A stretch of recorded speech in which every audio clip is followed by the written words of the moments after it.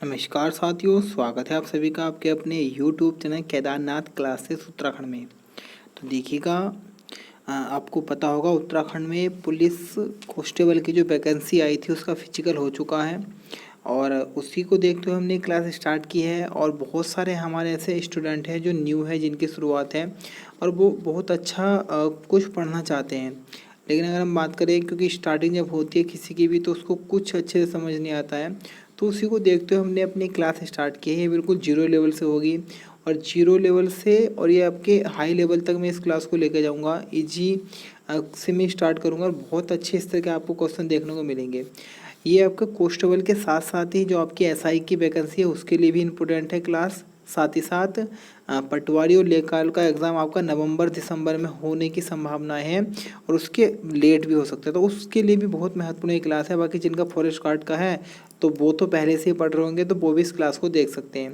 बाकी मैंने उनके लिए प्रैक्टिस सेट भी लगा रखा है। तो ये बिल्कुल जीरो लेवल से क्लास होगी। और अगर मैं बात करूँ मैं क्या स्टार्ट करने वाला हूँ उसको भी मैं आपको बता देता हूँ। देखिएगा, जो हमारा प्रदेश में उत्तराखंड 40 नंबर का आता है और 40 नंबर की मैं बात करूँ तो वहाँ से आपका पहला पोर्शन तो सबसे इम्पोर्टेंट हिस्ट्री है। इतिहास से लगभग 13 क्वेश्चन आपके बन रहे हैं। 13 से 14 क्वेश्चन पिछले अगर आप पेपर उठाओगे, उसके बाद आप डिस्ट्रिक्ट सीरीज उठाओगे तो कम से कम 14 से 15 क्वेश्चन आपके डिस्ट्रिक्ट वाली सीरीज से उठ रहे हैं। क्योंकि जिलों का मतलब ऐसा नहीं कि सिर्फ नॉर्मल पढ़ा है और बात खत्म।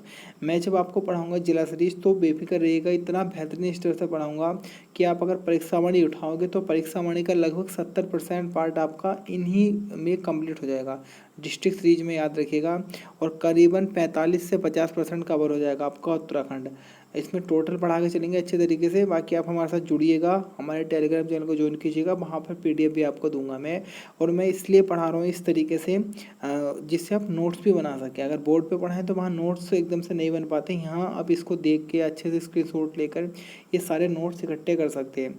बाकी कुछ एक्स्ट्रा फैक्ट मैं साथ में बता के चलूँगा इसको। और बाकी ये आज की डेमो क्लास है, कैसी आपको लगी कमेंट बॉक्स में कमेंट कीजिएगा। बाकी क्लास कब लेकर आनी, मॉर्निंग में या आपका इवनिंग में या नाइट के समय, आप बता दीजिएगा। मैं कम्युनिटी बॉक्स में समय आपका रख दूंगा कि आप किस समय इस क्लास को पढ़ना चाहते हैं। चलिएगा शुरुआत करते हैं। आज का हमारा जो पहला जिला है वो है नैनीताल। देखिएगा, नैनीताल की हम बात करें तो नैनीताल का जो प्राचीन नाम है वह खड़देश कहा गया है। नैनीताल को प्राचीन नामों में उल्लेख मिलता है कि खड़देश कहा जाता था। साथ ही साथ झीलों की नगरी भी नैनीताल को कहा गया है, सरोवर नगरी भी कहा गया है। साथ ही साथ छोटी बिलायत भी आपका कहा जाता है नैनीताल को। उसके साथ ही साथ मैं बात करूँ तो स्कंद पुराण में त्रिदिशी सरोवर नाम देखने को मिलता है आपका नैनीताल का। उसके साथ साथ अगर हम बात करूँ नैनीताल ज़िले के बारे में तो देखिएगा, हमारा जो नैनीताल जिला है बच्चों, ये हमारा समुद्र तल से 1938 मीटर की ऊंचाई पर। ये कुछ एक्स्ट्रा फैक्ट है वो मैं बता कर चल रहा हूँ, आप नोट कर लीजिएगा इनको साथ ही साथ। 1938 मीटर की ऊंचाई पर स्थित है हमारा नैनीताल। इसके बाद हम बात करें बच्चों, देखिएगा नैनीताल की जो खोज की थी वह 1841 में पी बैरन के द्वारा की गई थी। ये सभी को पता होगा, सभी को जानकारी होगी। पी बैरन शाहजहाँपुर के एक चीनी व्यापारी थे। उसके साथ साथ हम बात करें, खोज तो इन्होंने की थी लेकिन इसको जो बसाने का श्रेय जाता है वह जाता है मोतीराम लाल शाह जी ने। इनके द्वारा इसको बसाया गया था। तो दो तरह से क्वेश्चन आएगा नैनीताल की स्थापना किसने की थी, तो मोतीराम लाल शाह ने। और इसको खोजा किसने था, तो पी बैरन ने खोजा था, जो कि शाहजहाँपुर के एक चीनी व्यापारी थे। उसके बाद देखिए, अगर हम बात करें तो मैं जिला कंप्लीट होने के बाद इसका टेस्ट भी कराऊंगा। जैसे 1 या 2-3 दिन में कंप्लीट होगा जिला, उसके बाद टोटल जिले का टेस्ट भी कराऊंगा। उसके बाद देखिए नैनीताल के बारे में हम अगर ये मैं कुछ पहले महत्वपूर्ण फैक्ट बता रहा हूँ जो मेन पॉइंट बनते हैं इंपॉर्टेंट वाले। उसके बाद में जो थियोटिकल चीज़ है नैनीताल की वो भी बता कर चलूँगा। देखिए, अगर हम बात करें तो 1843 में नैनीताल को नगर पालिका का दर्जा मिला। 1891 में इसको जिला बनाया गया और 1896 में हिल स्टेशन का दर्जा दिया गया था। उसके साथ में बात को देखिएगा बच्चों, सर्वाधिक लोहा उत्पादित हमारा जिला नैनीताल है। उसके साथ में बात करूँ, सर्वाधिक SC साक्षरता भी हमें नैनीताल में ही देखने को मिलती है। सर्वाधिक अति सघन वन भी हमें नैनीताल में मिलेंगे। नैनीताल की सबसे ऊंची चोटी नैना पीक है जिसकी ऊंचाई 2611 मीटर है। उसके साथ साथ राज्य का पहला वाईफाई जिला भी हमारा नैनीताल ही है। बड़ा अच्छा क्वेश्चन है, राज्य का पहला वाईफाई जिला नैनीताल। उसके बाद अगर हम बात करें बच्चों तो राज्य की पहली जो रेल लाइन थी वो हमारे नैनीताल वाले क्षेत्र में बिछाई गई थी 1882 में, और इसको प्रारंभ किया गया था 1884 में। ये रेल लाइन अगर हम बात करें तो देखिएगा रामपुर से किच्छा, किच्छा से लालकुआ, लालकुआ से काठगोदाम तक जाती थी, और काठगोदाम में जो पूर्वोत्तर रेलवे का अंतिम टर्मिनल है, अंतिम टर्मिनल देखिएगा वो होता है जो जहाँ से आगे रेल मार्ग एक प्रकार से ना हो, अंतिम रेल मार्ग हो या रेलवे स्टेशन हो, वो उसके आगे रेल मार्ग ही ना हो तो वो बोलते हैं टर्मिनल। तो देखिएगा पूर्वोत्तर रेलवे का जो अंतिम टर्मिनल है वह काठगोदाम है, और काठगोदाम हमारे नैनीताल में ही पड़ता है। इसका देखिएगा भारत की पहली जो मेथोडिस्ट चर्च थी, भारत की पहली मेथोडिस्ट चर्च 1859 में बनी थी। अब वो भी नैनीताल में बनी थी। हेनरी रैमजे के समय विलियम बटलर एक पादरी थे, उनके द्वारा बनाई गई थी। उसके साथ देखिए 1962 तक उत्तर प्रदेश की ग्रीष्मकालीन राजधानी रही थी। आप सभी को पता होगा पहले हमारा जो प्रदेश है वह उत्तर प्रदेश का ही भाग हुआ करता था। तो उस समय जो यूपी की ग्रीष्मकालीन राजधानी थी इसको बनाया गया था, और 1962 तक नैनीताल उत्तर प्रदेश के ग्रीष्मकालीन राजधानी रहा था। साक्षरता की मैं बात को देखिएगा, साक्षरता के क्रम में पूरे उत्तराखंड में दूसरे स्थान पर आता है नैनीताल। पहले स्थान पे देहरादून है और दूसरे पर आता है नैनीताल, जिसकी साक्षरता 83.88 है। और महिला साक्षरता में मैं बात करूँ बच्चों, तो महिला साक्षरता में भी नैनीताल का स्थान दूसरा है, और पहला स्थान देहरादून का है। नैनीताल की जो महिला साक्षरता है वह 77.3% है। ये आपको याद करके चलना है। मैं कुछ में चीज़ें शॉर्ट में बता रहा हूँ, आप नोट कर सकते हैं। एक नगर निगम है यहाँ पे जो कि हल्द्वानी में है, 6 विधानसभा क्षेत्र हैं, 9 तहसीलें हैं, 8 विकास खंड हैं, और ये वाले फैक्ट आपको यहाँ से याद करके चल लेने हैं। चलिएगा बढ़ते हैं हम आगे थोड़ा सा। उसके बाद में देखिएगा अगर हम बात करें तो नैनीताल के बारे में, तो सबसे पहले हम जो इसमें पढ़ेंगे वो पढ़ेंगे हम नैना पीक को। तो पहला हमारा जो है नैना पीक मंदिर है। तो देखिएगा अगर हम बात करें नैना पीक जो हमारा मंदिर है वो मल्लीताल के निकट स्थित है। नैना पीक हमारा मंदिर मल्लीताल के निकट स्थित है। इसकी स्थापना जो की थी वह 1842 में संस्थापक मोतीराम शाह जी के द्वारा की गई थी। क्वेश्चन आएगा नैना देवी मंदिर के संस्थापक कौन है? मोतीराम शाह जी, और इसकी स्थापना कब हुई थी? 1842 में। उसके बाद हम बात करें तो 1880 में भूकंप आया था या भूस्खलन हुआ था, आपने पढ़ा होगा, बड़ा भयंकर भूकंप आया था नैनीताल वाले क्षेत्र में, जिसमें 151 लोग मारे गए थे।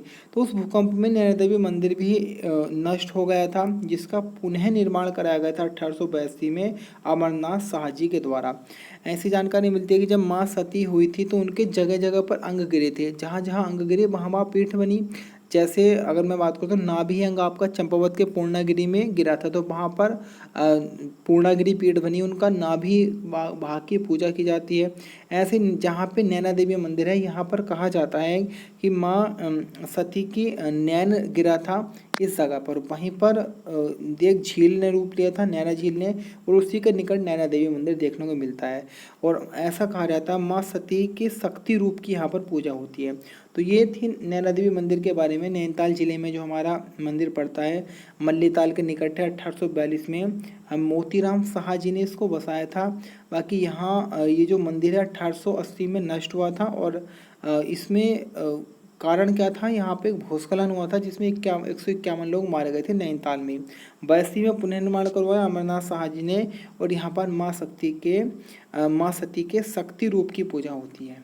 इसके बाद आगे बढ़ते हैं, देखिएगा ये एक चोटी है नैना पीक चोटी, जिसको हम चाइना पीक के नाम से भी जानते हैं बच्चों। नैना पीक या चाइना पीक की हम बात करें तो यह नैनीताल की सबसे ऊंची चोटी है, जिसकी ऊंचाई है 2611। अब हम बात करेंगे नैना झील के बारे में। देखिए अगर मैंने आपको बताया था कि यहाँ पर माँ सती का नैन अंग गिरा था, तो यहाँ पर एक झील बनी, और उसी झील के निकट जो हमने अभी पढ़ा था हमारा नैना देवी मंदिर पढ़ा था। नैना झील की अगर हम बात कर लेते हैं बच्चों, देखिएगा नैना झील की सबसे मैं बात करूँ तो इसका आकार जो है वो नाशपाती के समान है, और कुछ ऐसा मानते हैं कि इसका आकार नैन के समान है। तो आपको याद करके चलना है कि पहले तो याद आएगा नैना झील कहाँ पर है, नैनीताल में है, और इसका आकार कैसा है, नाशपाती या नैन के आकार का है। बाकी ये 7 पहाड़ियों से घिरी हुई है। ये भी क्वेश्चन मिलेगा, नैना झील कितनी पहाड़ियों से घिरी है? 7 पहाड़ियों से। और माँ सती का नैन अंग गिरने के कारण इस झील का निर्माण हुआ था। क्वेश्चन आएगा राज्य में किस झील का निर्माण माँ सती के नैन अंग गिरने से हुआ था? नैना झील का कहाँ पर? नैनीताल में। एक नदी है बलिया नदी। बलिया नदी का उद्गम भी इस झील के पास से होता है और नैनी झील का गेटवे जोली कोट को कहा गया है। तो ये सारे महत्वपूर्ण फैक्ट हैं और मैं गारंटेड कह सकता हूँ ये नोट्स इतने ज़बरदस्त तरीके से बनाए हुए हैं। पहली बार मैं यूट्यूब पर वीडियो बना रहा हूँ इन नोट्स की, क्योंकि बहुत बच्चे हैं जिनके कमेंट्स आ रहे थे व्हाट्सअप में और टेलीग्राम पे कि सर प्लीज़ स्टार्ट कीजिएगा क्लास। बहुत लगभग 1 लाख से अधिक बच्चे हैं पुलिस कांस्टेबल में जिनका है, बाकी 1 लाख से समथिंग पटवारी में है। बहुत बच्चे हैं जो तैयारी में लगे हुए हैं, तो उन्हीं के लिए स्टार्ट की गई है और बहुत अच्छे इस तरह के नोट्स हैं। परीक्षा वाणी का अगर हम बात करें, इन नोट्स का परीक्षा वाणी मात्र 30% दे रखा है। अगर आप जिला सीरीज पढ़ोगे तो वहाँ पर मात्र 30% मिलेगा इन नोट्स का परीक्षा वाणी में, और परीक्षा वाणी से कई गुना इन नोट्सों में आपको देखने को मिल जाएगा। इसके बाद देखिए, अगर हम अगली बात करें तो हम बात करेंगे हल्द्वानी की। बड़ा इंपॉर्टेंट ये है और एक नगर निगम भी है हमारा हल्द्वानी। देखिए, मैं थोड़ा सा पहले आपको देना चाहता हूँ हल्द्वानी के बारे में। हल्द्वानी की मैं बात करूँ तो पहले ये बहुत बीहड़ एरिया हुआ करता था। यहाँ बीहड़ एरिया था और यहाँ पर एक वृक्ष था, नाम था हल्दूवाड़ी। हल्दूवाड़ी नामक वृक्ष के बहुत पौधे हुआ करते थे, बीहड़ एरिया थे और यहाँ एक प्रकार से बहुत कम व्यक्ति निवास करते थे। उसके बाद एक राजा थे, राजा रूपचंद, जो कि चंदवंश के राजा थे। तो राजा रूपचंद ने सबसे पहले यहाँ पर बस्तियाँ बसानी स्टार्ट की थी। उसके बाद समय बीतता रहा, फिर आपने नाम सुना होगा कमिश्नर ट्रेल जी का। तो कमिश्नर ट्रेल जी ने इसका एक प्रकार से आधुनिक रूप दिया था, नया रूप दिया, यहाँ पर और सुधार किए, कई सारी चीज़ें यहाँ पर की गई, बहुत सारी अन्य व्यवस्थाएं की गई और धीरे धीरे देखते देखते हल्द्वानी इतने विकास की प्रगति पर हुआ और आज इतने बड़े स्तर पे हब बन चुका है, चाहे वो शिक्षा के क्षेत्र में हो, चाहे परिवहन के क्षेत्र हो या अन्य किसी भी क्षेत्र में हो। और हम ये भी कह सकते हैं कि आज इसका बहुत अधिक विस्तार हुआ है और कुमाऊं में खासकर सबसे बड़ा नगर निगम का दर्जा भी इसको प्राप्त है और औद्योगिक मामले में भी पूरे प्रदेश में एक अपना अलग स्थान रखता है हल्द्वानी। तो हल्द्वानी की आज हम बात करने वाले हैं। देखिएगा, हल्द्वानी की हम बात करें तो इसका प्राचीन नाम बमोरी है। हल्द्वानी का प्राचीन नाम बमोरी है। उसके साथ ही साथ चंद राजा रूपचंद के समय यहाँ पर बस्तियाँ बसाई गई थी। यहाँ पर एक बंगला है जिसे खाम का बंगला कहा जाता है, जो एक कमिश्नर टेल जी के द्वारा बनाया गया था। उसके साथ ही साथ अगर हम बात करें, देखिएगा हल्द्वानी जो है हमारा गोला नदी के तट पे स्थित है। ये क्वेश्चन आपको आबकारी के एग्जाम में देखने को मिलेगा कि हल्द्वानी किस नदी के तट पर है? गोला नदी के और स्थित है और इसको हल्द्वानी की जीवन रेखा कहा गया है। हल्द्वानी की जीवन रेखा गोला नदी को कहा जाता है। इसके बाद अगर हम बात करें बच्चों, देखिएगा हल्द्वानी के बारे में, तो जो हमारा हल्द्वानी है, आधुनिक हल्द्वानी की नींव जो रखी थी वो कमिश्नर टेल जी ने रखी थी। कत्था उद्योग के लिए प्रसिद्ध है हल्द्वानी। डाको सुल्ताना को भी आपको हल्द्वानी में देखने को मिलेगा। उसके बाद में बात को देखिएगा, 1834 में हल्द्वानी नाम जो दिया था वह कमिश्नर टेल के द्वारा दिया गया था। बाकी मैं बात करूँ बच्चों तो आपको देखने को मिलेगी यहाँ पर नाहन पर्वत श्रृंखलाएँ। राज्य का प्रथम दुग्ध संघ 1949 में हल्द्वानी में ही खोला गया था।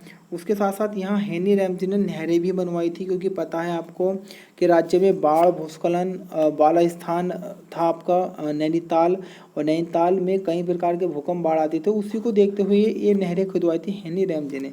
फॉरेस्ट ट्रेनिंग स्कूल भी आपको हल्द्वानी में देखने को मिलेगा। इसके बाद में बात को देखिएगा, एक स्टेडियम है इंदिरा गांधी अंतर्राष्ट्रीय क्रिकेट स्टेडियम, ये भी हल्द्वानी में है। उच्च शिक्षा निदेशालय भी हमारा हल्द्वानी में है, ये भी क्वेश्चन आबकारी में आया है। टाउन एरिया कमेटी की स्थापना 1885 में हल्द्वानी में ही हुई थी। इसके साथ साथ स्टेट कैंसर इंस्टीट्यूट हल्द्वानी में है। वन एवं पंचायत प्रशिक्षण अकादमी भी हल्द्वानी में है। सुशीला तिवारी फॉरेस्ट कॉलेज भी हल्द्वानी में है। हिंदुस्तान मशीन टूल्स जो कि रानीबाग हल्द्वानी में स्थित है। राज्य का तीसरा एवं कुमाऊं का सबसे बड़ा नगर निगम जनसंख्या की दृष्टि से, अगर हम बात करें, कुमाऊं का है प्रथम और हमारे पूरे उत्तराखंड राज्य का तीसरा।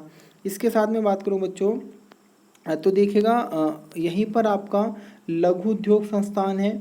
पूर्वांचल केसरी एवं हिल रिव्यू का प्रकाशन जो हुआ था वो भी हल्द्वानी से होता है। 1966 में हल्द्वानी नगर पालिका बना और 22 मई 2011 को हल्द्वानी नगर निगम बना था। ग्रामीण व कृषि विकास समिति यहाँ पर खोली गई थी 1995 में। 1901 में यहाँ पर आर्य समाज की स्थापना और 1902 में यहाँ पर सनातन धर्म सभा का निर्माण किया गया था। तो ये थी हल्द्वानी के बारे में बहुत अच्छे फैक्ट मैं आपके सामने लेकर आया हूँ। इनको आप अच्छे से नोट डाउन करके रखिएगा, बड़े इंपॉर्टेंट है ये क्वेश्चन। कई बार आपको एग्जाम में देखने को जरूर मिलेंगे, पुराने पेपर अगर आप उठा के देखेंगे तो। चलिएगा, इसके बाद अगर हम बात करें तो हम बात करेंगे बच्चों एरीज के बारे में। बड़ा इंपॉर्टेंट है एरीज, बहुत बार एग्जाम में क्वेश्चन बनते हैं। एरीज की हम बात करें तो इसका पूरा नाम है आर्यभट्ट प्रक्षेपण विज्ञान शोध संस्थान। आर्यभट्ट प्रक्षेपण विज्ञान शोध संस्थान के नाम से इसको जाना गया है। अगर हम इसकी स्थापना के बारे में बात करें तो बच्चों देखिएगा, इसकी जो स्थापना हुई थी वह 20 अप्रैल 1954 को हुई थी, जो कि उत्तर प्रदेश में हुई थी। उत्तर प्रदेश के वाराणसी में इसकी स्थापना की गई थी। पहले तो उत्तराखंड और यूपी ऐसा कुछ था नहीं, ओनली यूपी था। उसके बाद 1955 में इसका जो मुख्यालय था, हेडक्वार्टर वह सेरो का डांडा पहाड़ी जो कि नैनीताल में पड़ते हैं, यहाँ पर पहुँचा दिया गया। तो क्वेश्चन ये भी आ सकता है कि एरीज की स्थापना कहाँ पर हुई थी, नैनीताल में, और इसका मुख्यालय एरीज की स्थापना हुई थी वाराणसी में और इसका मुख्यालय नैनीताल के सेरो का डांडा पहाड़ी पर आया 1955 में। इसके बाद 1961 में मनोरा पीक है जो कि नैनीताल में, और वर्तमान जो एरीज का मुख्यालय है वह मनोरा पीक में है। और कब यहाँ पर आया था, 1961 में आया था मनोरा पीक में। इसके बाद अगर हम बात करें तो मनोरा पीक पर डॉक्टर संपूर्णा नंद ऑप्टिकल दूरबीन स्थापित की गई थी 1972 में। उसके बाद हम बात करें 2010 में इसी स्थान पे आपके देवस्थल फास्ट ऑप्टिकल दूरबीन, जिसको DFOT के नाम से भी जाना जाता है, यहाँ पे स्थापित की गई। और बड़ा इंपॉर्टेंट क्वेश्चन है, सबसे अधिक इंपॉर्टेंट क्वेश्चन यही है, 30 मार्च 2016 को यहाँ पर देवस्थल ऑप्टिकल टेलीस्कोप DOT के नाम से इसको जानते हैं, इसको स्थापित किया गया। ये एशिया की सबसे बड़ी ऑप्टिकल दूरबीन है। मुख्यतः ये जो हमारा एरीज है कार्य करता है, जो हमारा सौरमंडल है इससे संबंधित सूचनाएं प्राप्त करने के लिए। तो सबसे बड़ी एशिया की टेलीस्कोप लगी थी यहाँ पे, कब लगी थी, 30 मार्च 2016 को।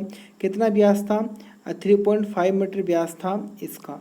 इसके साथ साथ इसका जो उद्घाटन किया गया था वह नरेंद्र मोदी जी के द्वारा किया गया था। उद्घाटन किया था नरेंद्र मोदी जी ने और बेल्जियम के PM चार्ल्स माइकल के द्वारा ब्रुसेल्स में। तो कई तरह से क्वेश्चन आएगा कि जब DOT यानी कि देवस्थल ऑप्टिकल टेलीस्कोप की जो लगाया गया था, तो इसका उद्घाटन किस किस ने किया था, नरेंद्र मोदी और बेल्जियम के PM चार्ल्स माइकल ने। और कहाँ पर हुआ था, ब्रुसेल्स में। बेल्जियम की ही सहायता से इस टेलीस्कोप को भी बनाया गया था, याद रखना। उसके बाद हम बात कर देखिएगा 1954 से लेकर 2000 तक यह उत्तर प्रदेश सरकार के अधीन रहा। 2000 से 2004 तक उत्तराखंड सरकार के अधीन रहा और वर्तमान में जो है आपका केंद्र सरकार के अंतर्गत कार्यरत है। तो ये थोड़ा डेमो क्लास थी, कैसी आपको लगी मैं पूरे ज़िले आपको करा के चलूँगा और लगभग 1 माह में आपका जिला सीरीज कंप्लीट हो जाएगी। उसके बाद हिस्ट्री कंप्लीट हो जाएगी। बाकी आप रिस्पॉन्स दीजिएगा और उसी के साथ साथ अगर हम बात करें हमारे टेलीग्राम चैनल को ज्वाइन करना ना भूलें। आज के लिए इतना ही, मिलेंगे कल फिर एक नवीनतम वीडियो के साथ। फिलहाल के लिए धन्यवाद।